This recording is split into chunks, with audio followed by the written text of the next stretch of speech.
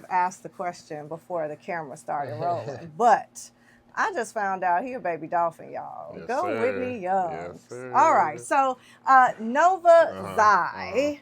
Okay, first tell me about this name. Where does this name come from? Because that's not your average parent's name, Jay. No, it's not. Tell me more. So I actually had a dream to have some kind of mantra that could capture the depth of which I approach my art. Mm. And it's not that my art is a direct extension of my identity, but it's a direct extension of my essence. And what I mean by that is the actual act of creating art, I'm literally vibrating the molecules of my soul into this realm. So Nova Zaii is a matter of Nova being the light essence that makes up my soul, and Zaii is the vibratory word that vibrates that light essence into the world. Oh, that's deep and real beautiful all at the same time. How long did it take you to come up with? 8 years. 8 years. Yeah, the seed was planted in high school at Whitney Young, and then it just blossomed in philosophy, and then finally 8 years later, I fasted for 5 days, got real quiet with God, and just was like, what is it? How do I design this nomenclature? And that's how I came up with the fluid name, Nova Zaii. So you are inventor by nature, by essence, and you have just managed to turn that into a tangible instrument. Yeah, I mean, yeah, because the Nova Portals, this touchless instrument, is a direct access point to that which is intangible, that soul that I was talking about before. Like, you can't really place where the soul is exactly, but you can move in it. You can feel it. You can dance in it. Yeah. And that's what I love to do when I'm playing the Nova Portals, because it's like I'm extracting sound from an invisible dimension, but it's still intentional. It's still my soul needing to make a song, needing to sing a song in the invisible realm, you know? Okay, that's deep.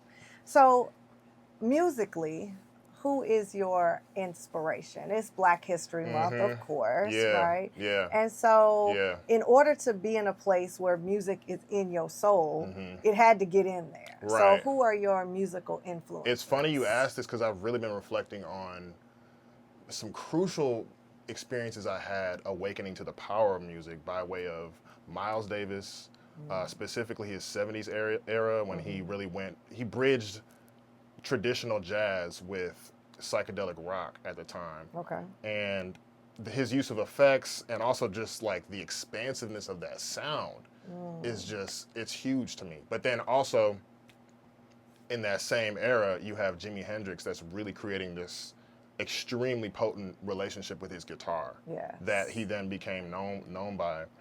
And his relationship with the guitar is my relationship with the Nova Portals. Okay. You know, in a way, like, he uses guitar to eventually transcend the boundary between what was up here, what was up here, what was up here. Just feel through. Exactly. Yeah. Exactly. And you see that. Yeah. Yeah. Yeah. And I love the way that, you know, like I said, the Nova Portals aren't necessarily like a direct extension of me, but they're a way of accessing that intimate connection with the instrument that you get when you literally feel like your soul is connected to something so tangible, but also intangible at the same time. Okay, so that's musical influence. Tell me about inventor influence, because there has to be some delicate process inside your head that happens that's not the creative, but is also an engineer. Right. How do you even decide one day I can create something that doesn't exist? Right. You know, I really am inspired by a wide array of subjects, all with the view of, so Virgil really was instrumental in bridging rap music with fashion, streetwear with high art, fine art, and it was this combination of all these different sensibilities, and that's how he was able to invent a whole new style that was very critical to his ethos. In my same way, you know, I'm really interested in quantum physics. I'm really interested in design, sculptural design. I'm really interested in music, obviously, is my first love and extreme passion. And when I'm in this kind of creative mode, it goes in all these different directions.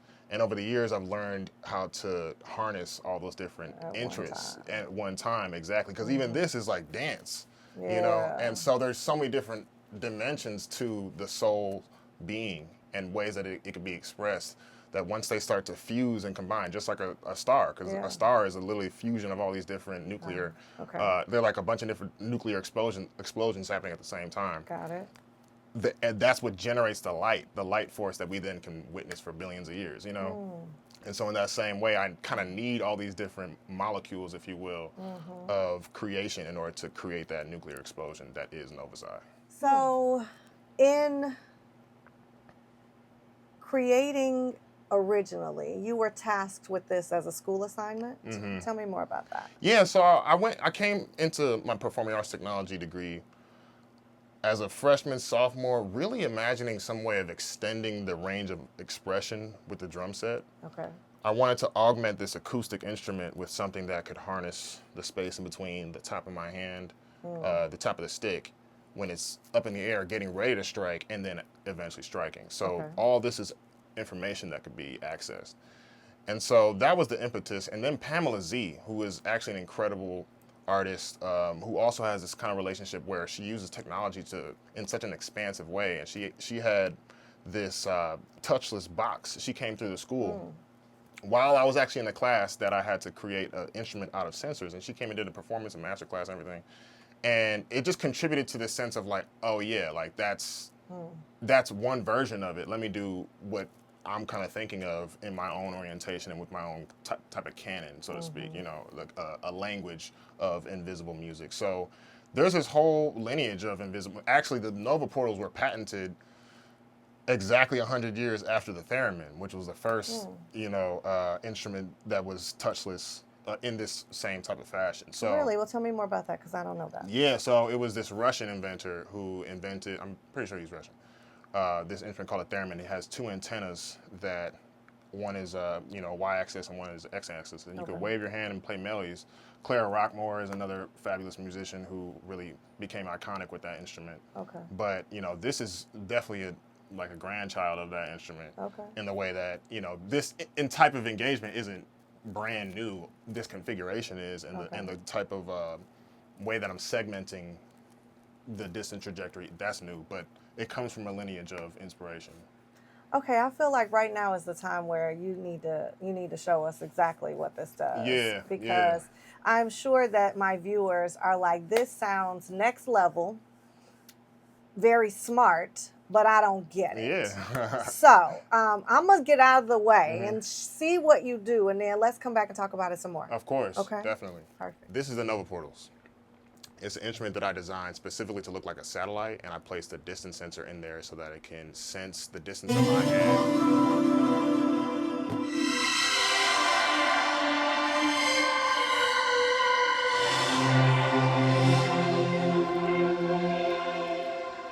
To the device. So this entire range of motion becomes vivified by this distance sensor that's in here. And I have 3 of them around me. I can play them with the drums. I can play them just like I am right now, standing here, and they just serve as a bridge between the very concrete, tactile world of the drums, acoustic instruments, electronic instruments, and the beyond, like I like to say. So I'll do a little demonstration.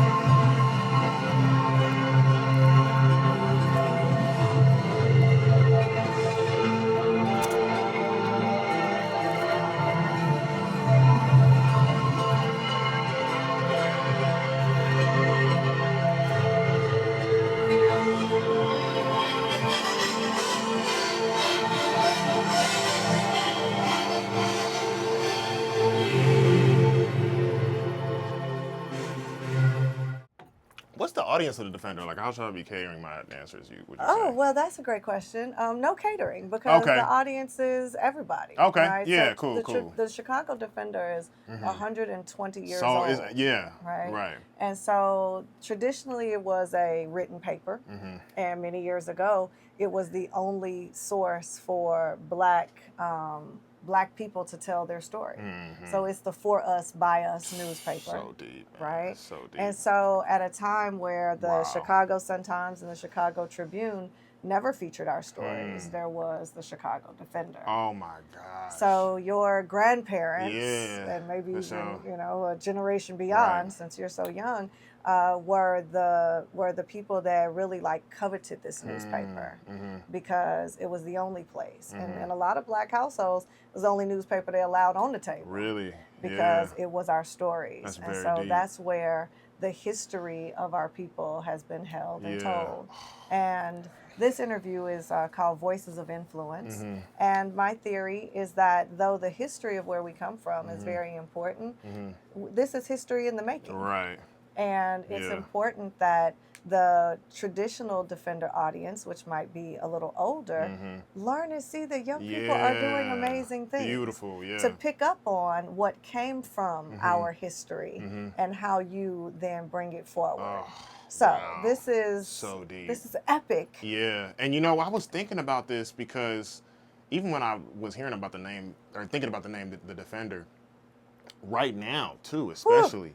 Yeah. Where it's like they're literally trying to clear off. I mean, it's a silent battle that's happening underneath everything else going on in the media. But like what they're doing, what they've been doing in Florida, trying to take books off the shelves, change up the school books, like change the narrative, attack journalism in the first place. You know. Well, that's actually what brought me to you because Word. last month when I interviewed Damon and Bella Boz, I was like, well, who are young inventors? And they were both like, you need to meet Nova. Wow. And I was like, okay, well, if both of y'all say it, I need Beautiful. to. But we were talking about the danger of activism in 2026. Oh my gosh. All right. Let's cook. Because this is very much how I'm thinking about the Nova portals too.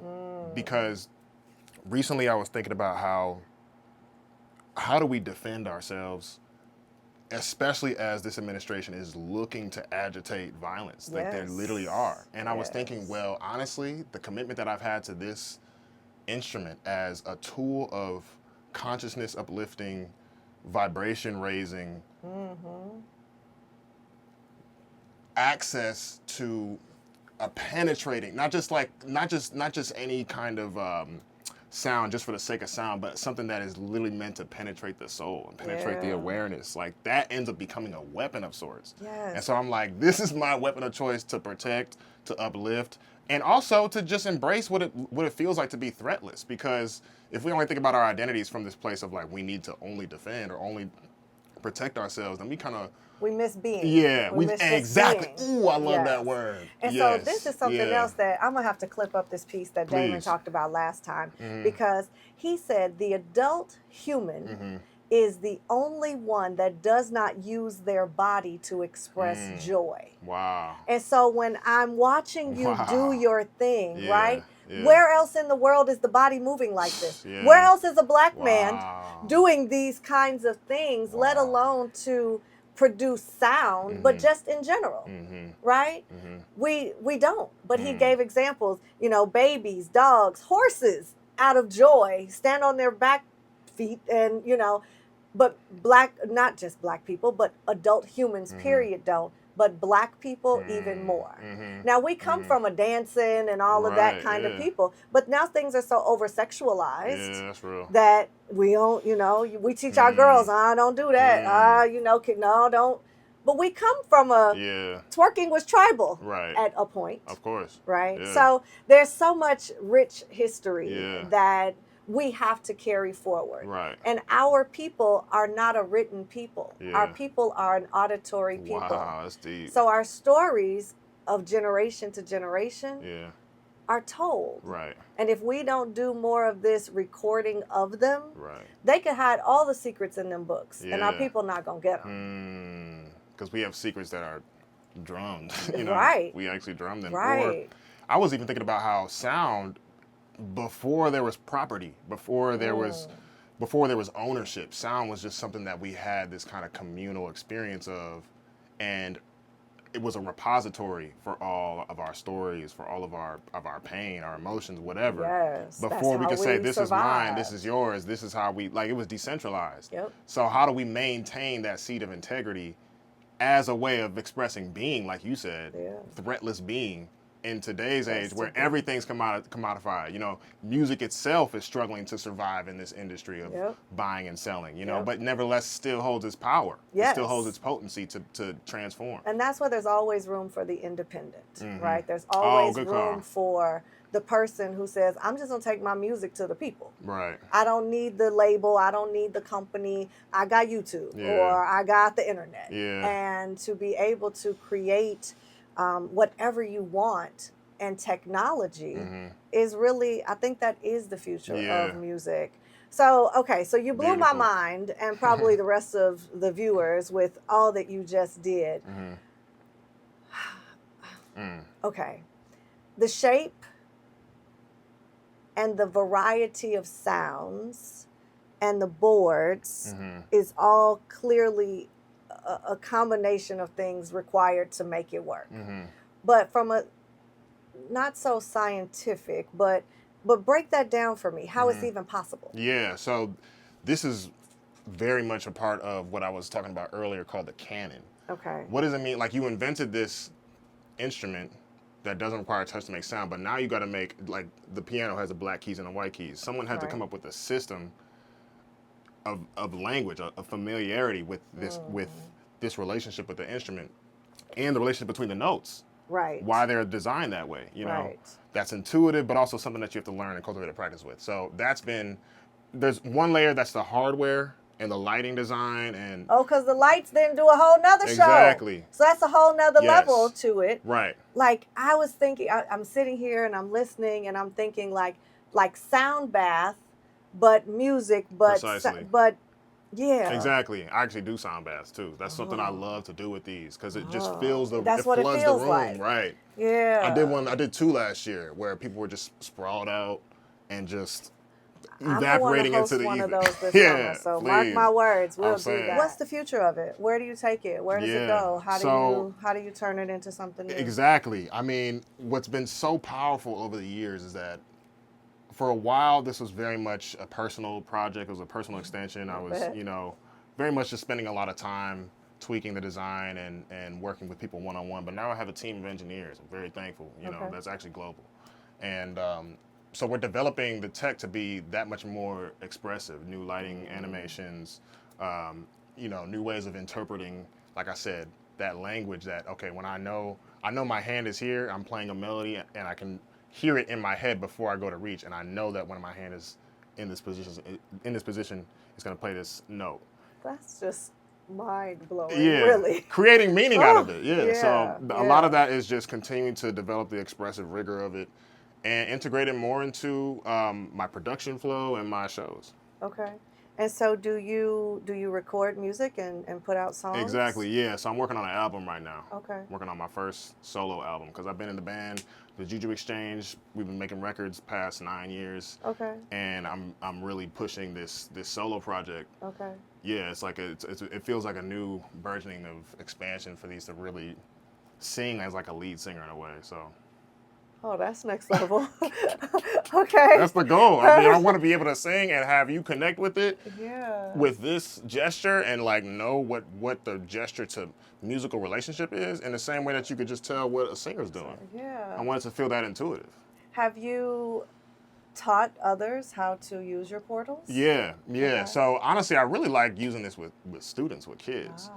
Because I mean, it's a new way of expressing yourself musically, but then it's also just not, like you said, nothing else has this type of relationship with it. You know, even similar technologies, like you still have. Oh, you were asking earlier about the design as well. Like, there's a reason why this cone is situated like this, so that you could segment this space, the distance, into 3 distinct rings that then they could serve as note ranges. They could serve as, you know, just different ways of understanding where you actually are in space. But then on top of that, you have like the cone, like I was saying, that and makes it feel like more narrow and wider sound as it comes out. And so the reason I say that is because it becomes more experiential, you know? So when I'm talking about teaching people, it's partially an experience, and it's also partially educational, because this is a way that you can engage in music that's different than playing a keyboard.